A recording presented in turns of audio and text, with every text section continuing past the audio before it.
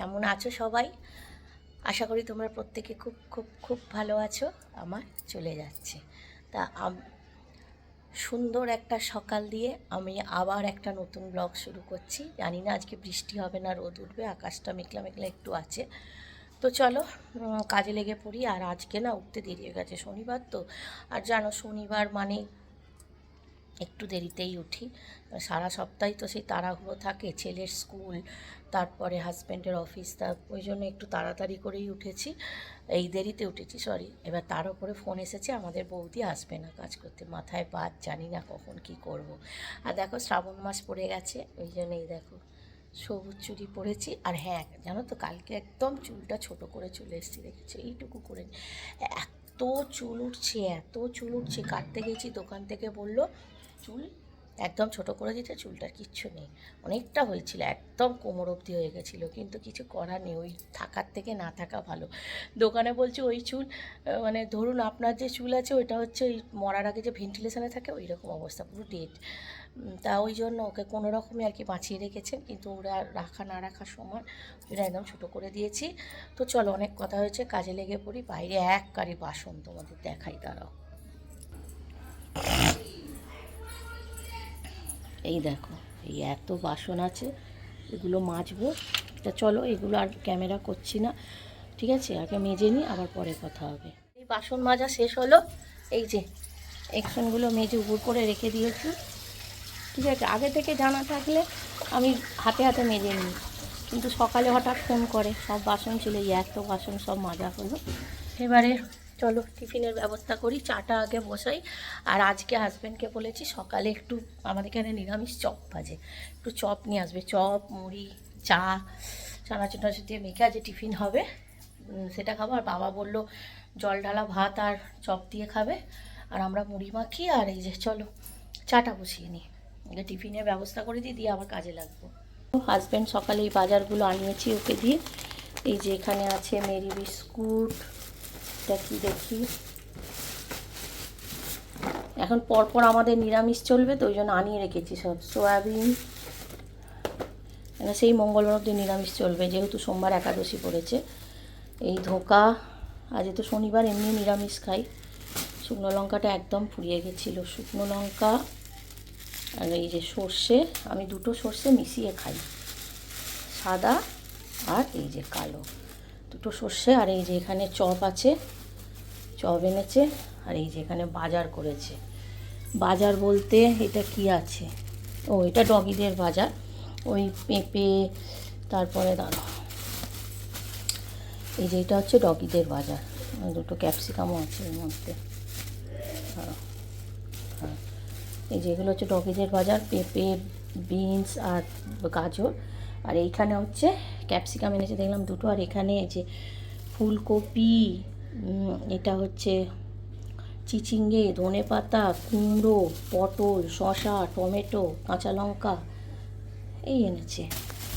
এই যে পাতিলেবু, ঠিক আছে।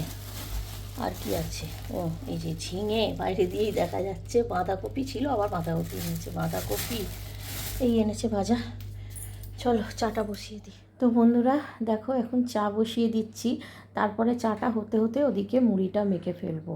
তা সকালবেলা আমরা সাধারণত মুড়ি খাই না, বা চানাচুর মুড়ি চপ এসব সকালের দিকে আমরা খাই না, খেলে সন্ধেবেলা জলখাবারটা খাই। কিন্তু আমি অনেকের ব্লগেই দেখি বেশ সকালবেলা মুড়ি মাখছে চানাচুর দিয়ে, তার চপ দিয়ে, তারপরে চা খাচ্ছে, ওই দেখে না আমারও খুব ইচ্ছে হলো। তো আমি হাজব্যান্ডকে ওই জন্য কাল রাত্রিবেলা বললাম ব্লগ দেখতে দেখতে যে দেখো এরকম সবাই কী সুন্দর সকালে মুড়ি খায়, কালকে আমরাও খাবো, হ্যাঁ মুড়ি চানাচুর চপ এইসব।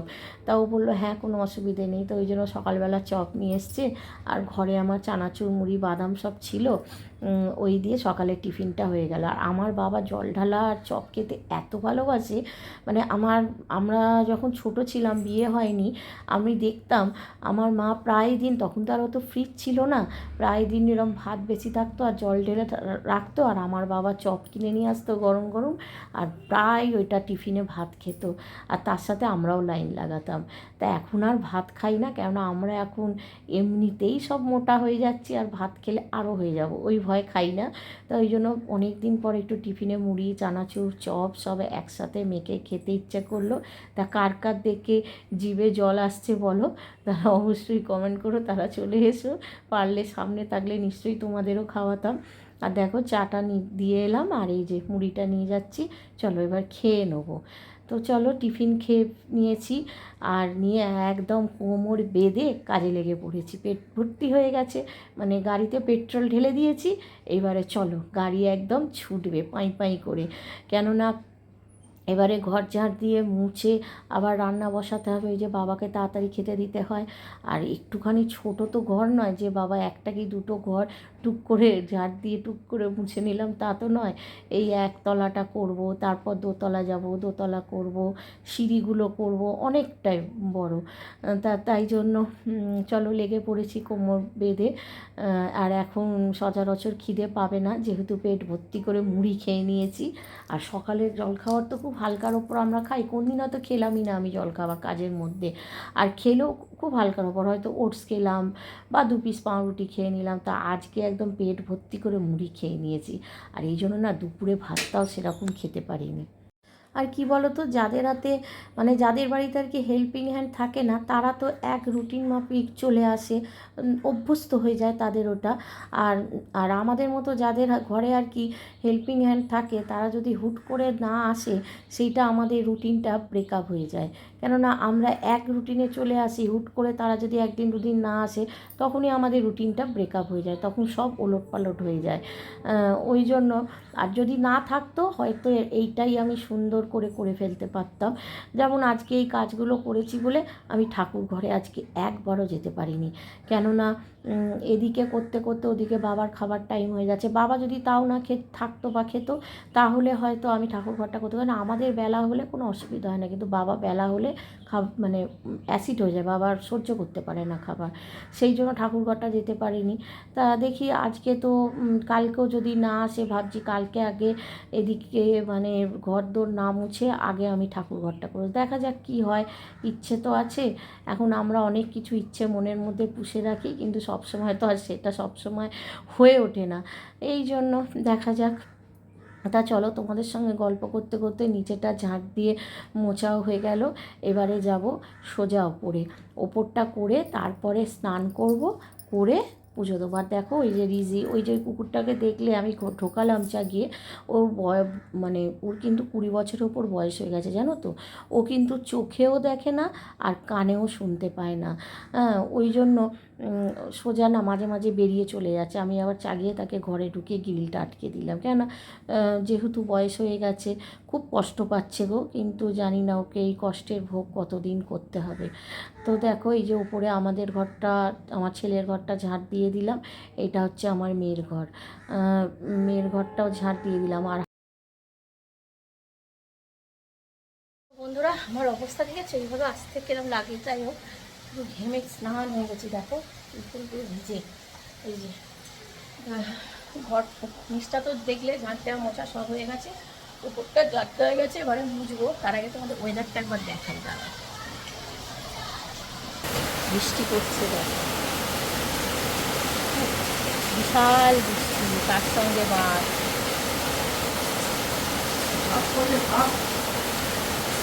সার ওপরে নেই,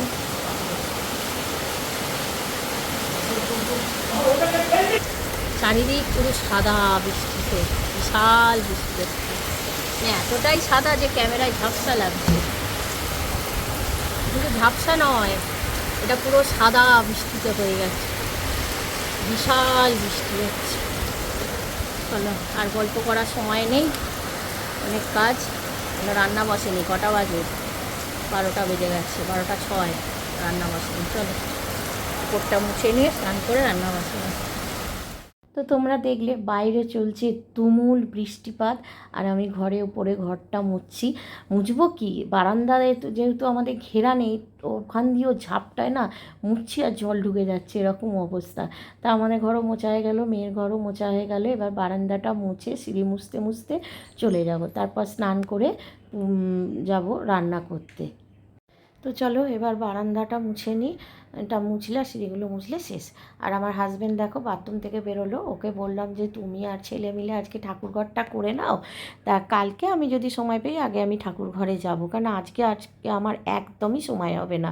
আর ঠাকুর ঘরে গেলে তো আমি গিয়েই আসতে পারি না, আমার মিনিমাম 1.5-2 ঘন্টা ওখানেই লাগে। সেই জন্য বললো ঠিক আছে, তো আমি আজকে করে নিচ্ছি, আমি আর ছেলে মিলে। তো বন্ধুরা, আমার স্নান হয়ে গেল, জব করে নিয়েছি। আজকে আর মনে হচ্ছে ঠাকুর ঘরে যেতে পারবো না, অনেকটা বেলা হয়ে গেছে, 1টা বেজে গেছে। কেননা ওই বাবা খাবে, তো বাবা না খেলে আমি যেতাম, আমাদের একটু বেলা হলে অসুবিধা নেই, কিন্তু বাবার আমার টাইমে খাওয়া চাই, তাই জন্য আর ঠাকুর ঘরে যেতে পারলাম না। এখানে জবটা খালি করে নিয়েছি। আর হ্যাঁ, মানে এখনও অবধি বৃষ্টি, আমাদের সেই তখন দেখিয়েছিলাম মনে হয় 12টা বাজে বৃষ্টিতে, এখনও 1টা বেজে গেছে, সে বৃষ্টি চলছে। আর বিশাল বৃষ্টি হয়েছে, চারদিকে জল জমে গেছে। তা চলো যাই হোক, আর বেশি কথা বলবো না, এবার রান্নাটা সেরে নিই। স্নান জব সব হয়ে গেছে, ছেলে পুজো দিচ্ছে, আমি রান্নাটা জব করে নিই। তুমি যাও, সব সময় খালি গায়ে, সব সময় খালি গায়ে। তো দেখো বন্ধুরা, চলে এসেছি রান্না করতে, আর আজকে করব ভেজ ডাল। তো ভাবলাম চলো কীভাবে আমি ভেজ ডাল করি তোমাদের সঙ্গে একটু শেয়ার করে নিই। তা ভেজ ডালের মধ্যে আমি দিয়েছি হচ্ছে পেঁপে, গাজর, বরবটি, একটু ফুলকপি, ক্যাপসিকাম, এই আনাজগুলো দিয়েছি। ওগুলো তেলের মধ্যে দিয়ে একটু নেড়ে নিয়ে তারপর ডালটাকেও, মুগের ডাল যেহেতু ভাজতে হবে, তাই ডালটাকেও ধুয়ে একই সঙ্গে দিয়ে দিলাম। দিয়ে এগুলোকে ভালো করে নাড়াচাড়া করে ভেজে নেবো। নিয়ে আমি এতে দিয়ে দেবো, এই প্রেসারে দিয়ে দেবো, হলুদ দিয়ে প্রেসারে দিয়ে দেবো। তারপর সিটি পড়বে, বেশি না, 3-4টে কি 4-5টা সিটি পড়বে, এটাকে অফ করে রেখে দেবো। এই দেখো প্রেসারে আমি দিয়ে দিয়েছিলাম, কিন্তু তখন ক্যামেরাটা অফ ছিল, আমি খেয়াল করিনি, তাই তোমাদের আরেকবার খুলে দেখালাম। এই যে প্রেসারে একটু হলুদ দিয়ে এগুলো দিয়ে দিলাম। এবার এগুলো প্রেসারে সিটি পড়ুক, 4-5টা সিটি পড়লে অফ করে দেবো, তারপর সাঁতলে নেবো। আর আমি কি ফোড়ন দিই এই ভেজ ডালে, চলো তোমাদের আমি একটু দেখাই। তোমরা কি কী দাও আমাকে বলবে, আর আমি কী দিই তোমাদের বলে দিচ্ছি। এই কড়াইয়ের মধ্যে আমি তেজপাতা, জিরে, তারপরে শুকনো লঙ্কা, এগুলো তো থাকবেই। এছাড়া আমি দেবো হচ্ছে আদা, মানে একটু আদা ছিঁচে নেবো, নিয়ে সেই আদাটা দেবো, আর দেবো হচ্ছে টমেটো। সব দিয়ে ভালো করে মশলাটাকে একটু কষিয়ে নেবো, নাহলে তো আদার গন্ধ ছাড়বে। তা ভালো করে মশলাটাকে কষিয়ে নিয়ে তারপরে যে প্রেসারে ডালটা সেদ্ধ করে রেখেছিলাম সেইটা ঢেলে দেবো। দিয়ে তারপরে নামানোর আগে একটুখানি ওই জিরে ভাজা আছে আমার, তোমরা ভেজে নিতে পারো, ওই জিরে ভাজা গুঁড়ো একটু দিয়ে দেবো, মানে ঘরেই যেটা শুকনো ফলায় জিরে ভাজা হয় সেই জিরেটা, সেই গুঁড়ো একটু দিয়ে দেবো। আর দিয়ে দেবো ঘি আর ধনে পাতা। বিশ্বাস করো ডালটা এত সুন্দর খেতে হয়েছে, মানে আমার বাবা না মুগের ডাল খায় না, তাই যখন বাবাকে দিচ্ছি বাবা বলে না না আমি খাবো না। আমি তুমি একটু টেস্ট করে দেখো, খারাপ লাগলে তুমি খাবে না। তা আমার বাবা খেয়ে দিয়ে আমাকে আর ভয় বলছে না, আমার ছেলেকে বলছে জানিস তো ডালটা না হেভি হয়েছে, হেভি। আমার ছেলে বলছে আমার দাদুকে আর একটু ডাল দাও। দাদু ভয় আর তোমায় বলছে না, তুমি যদি মুখ করো ওই জন্য, কেননা আমি বলবো যে আগে থেকে বলো কেন খাবো না, ওই জন্য। তা দেখো ওইগুলো তো দিয়েছি, আর সাঁতলানোর সময় নুন মিষ্টি তোমরা অবশ্যই দেবে। তবে ভেজ ডাল একটু মিষ্টি না দিলে ভালোও লাগবে না, অবশ্যই তোমরা মৃদু মানে নুন মিষ্টি দুটোই দেবে, বা যারা না খাবে স্কিপ করে যাবে। তো ওইটা যেটা বলছিলাম, আর দিয়ে আবার বাবাকে ডাল দিলাম। বাবা বলছে খুব সুন্দর ডাল হয়েছে, মানে ডালের সঙ্গে আর কিছু আর কি লাগবে না। তোমরা কিভাবে করো আমাকে বলো, আর এইভাবেও তোমরা একবার যদি না করে থাকো ট্রাই করো। চলো বন্ধুরা, আমার রান্না হয়ে গেছে, কী রান্না করেছে একবার দেখিয়ে নিই, তারপরে সব খেতে দেবো। সব খেতে পাগল হয়ে গেছে, সবে 2:10 তাতেই পাগল হয়ে গেছে সব। চলো কী কী খাওয়া হয়েছে দেখি। এই যে এখানে আছে ভাত, এখানে হচ্ছে ভেজ ডাল, তোমাদের দেখালাম কীভাবে ভেজ ডালটা করেছি। এখানে হচ্ছে চিচিঙ্গে আর আলু ভাজা, আর এখানে হচ্ছে পোস্ত, চাটনিটা হচ্ছে তোমাদের দেখাচ্ছি। এই যে এখানে চাটনি ফুটছে, চলো খেতে দিয়ে দিও। তো দেখো মানে একদম রান্না করে খাওয়া দাওয়া করে নিয়ে চলে এসেছি, একদম রান্নাঘর পরিষ্কার করব আর গ্যাস পরিষ্কার করব, তাহলেই আজকের মতো এবেলার মতো কাজ শেষ। আজকের মতো বলবো না, বলবো এবেলার মতো। তা যখন আমাদের বাড়িতে যখন হেল্পিং হ্যান্ড না আসে তখন কিন্তু আমরা এইভাবেই সংসারটাকে, অন্তত আমি চালাই, তো সবাই মোটামুটি চালায়, কেউ আগে কেউ পরে, এইভাবেই সবাই করে। তা আমার রুটিনটা আমি তোমাদের সঙ্গে শেয়ার করলাম, যেহেতু আমি ডেলি ব্লগ করি তাই ডেলি ব্লগের এই রুটিনটা আমি শেয়ার করলাম, যে আমার যদি বাড়িতে হেল্পিং হ্যান্ড না কীভাবে আমি চালাই। যেদিন যেরকম সময় পাই সেভাবে সেদিনটা করি। যেমন আজকে ঠাকুর ঘরে যাওয়ার সময় পাইনি, পরের দিন চেষ্টা করব যদি না আসে আগে ঠাকুর ঘরটা করতে, এইভাবে। তা চলো এবার বাসনগুলো মেজে নিই, বাসনগুলো মেজে গ্যাসটা পরিষ্কার করে রান্নাঘরটা পরিষ্কার করে নেবো। আর জানো তো আমাদের না ওই যে ফিল্টারটা আছে, ও নিচে যে ফিল্টারটা মানে রান্নাঘরে যেটা আছে সেই ফিল্টারটা খারাপ হয়ে গেছে, জল উঠছে না। আবার তাড়াতাড়ি করছি আমি, যে ফিল্টারের লোকটা 3টের সময় আসবে, তার আগে আমি রান্নাঘর গ্যাস সব পরিষ্কার করে নিলে তবে সে কাজ করতে, মানে বেসিনের ওপরেই তো ফিল্টারটা আছে, সেই জন্য আরও তাড়াহুড়ো করে আমি কাজ করবার চেষ্টা করছি। তা এইখানে সব পরিষ্কার করে নিয়ে রান্নাঘর মুছে বেরিয়ে যাব, তারপরে এই ফিল্টারের লোকটা ঢুকবে। কথায় আছে জানো, সংসার সুখে হয় রমণীর গুণে। তা ছোট্টবেলা থেকে এই কথাটা আমরা আমাদের মা ঠাকুমার মুখে খুব শুনেছি, তোমরাও নিশ্চয়ই শুনেছ। তা সেই অনুযায়ী আমরা মেনে চলার চেষ্টা করি, যাতে সংসারে আমরা মা লক্ষ্মীকে ধরে রাখতে পারি। আমরা তো আর মানে আমাদের মতো গৃহবধূরা আমরা টাকাও ইনকাম করতে পারি না, চাকরিও করতে যেতে পারি না, এই সংসারটাকেই যাতে সুখে, যাতে সুন্দর করে রাখতে পারি, যাতে মা লক্ষ্মীকে ধরে রাখতে পারি, সেই চেষ্টাটুকুই করতে পারি এই সংসারে কাজের মাধ্যমে। ঠাকুর পুজো, ঘরদোর পরিষ্কার, আর যেখানে পরিষ্কার থাকবে সেখানে তো লক্ষ্মীর বাস হবে, তাই না? তাই জন্য এইটুকু চেষ্টা করে আমরা বাড়ির পুরুষদের পাশে দাঁড়াতে পারি, তাই না? তো চলো দেখো, ভালো করে গ্যাসটাও মুছে নিলাম, বাসন মাজাও হয়ে গেছে, মোছা বলছি, আর এবারে বেসিনটাও আমি ভালো করে মুছে পরিষ্কার করে নেবো, নিয়ে তারপরে রান্নাঘরটা মুছবো।